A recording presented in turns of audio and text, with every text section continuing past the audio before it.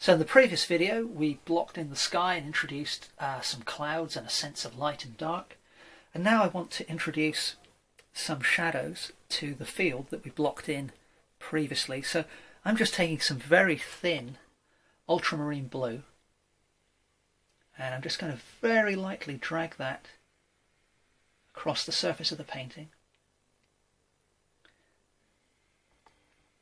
changing the angle of my brush as I do so.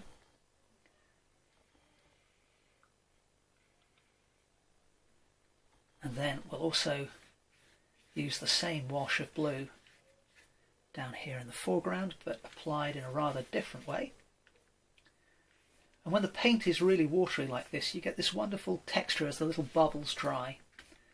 And you can use every characteristic of paint to your advantage.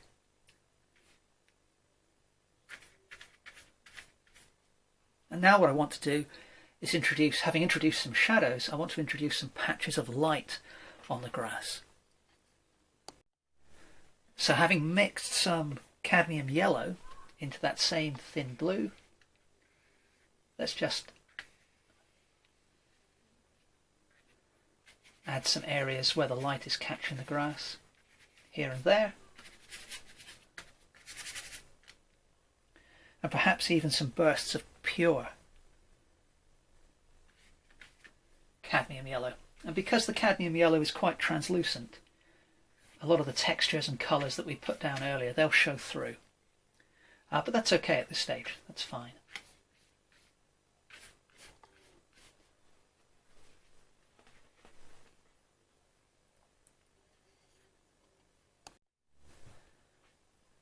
Next, let's put some shadowy regions a little better defined on this distant sheep.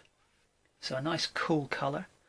I'm using a colour very similar to the ones I used in the sky, quite deliberately, just so there's some flow from some sort of, so there's not a sort of jarring contrast of colour is what I'm trying to say.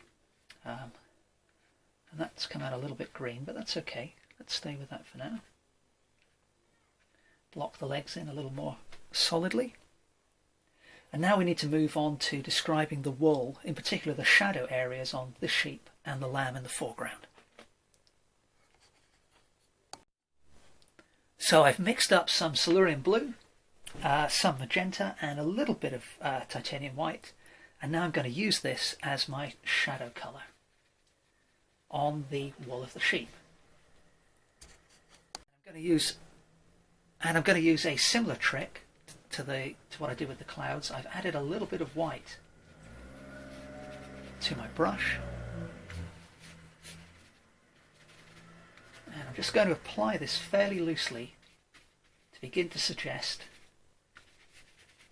the texture of the wool, and vary my brush stroke as well for the same reason.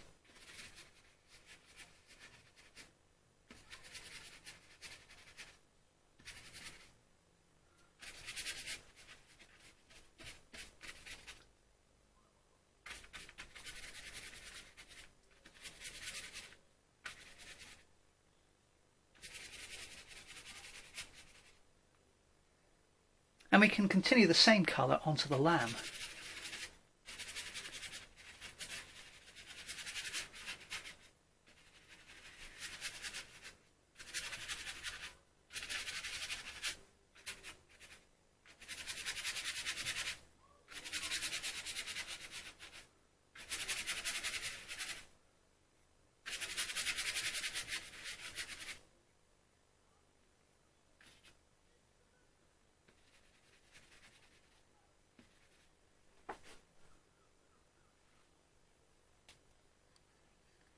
So we'll stop just there.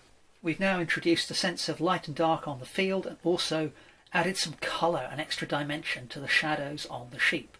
If you have any questions at all, please feel free to ask me in the comments, and I'll see you for tomorrow's episode.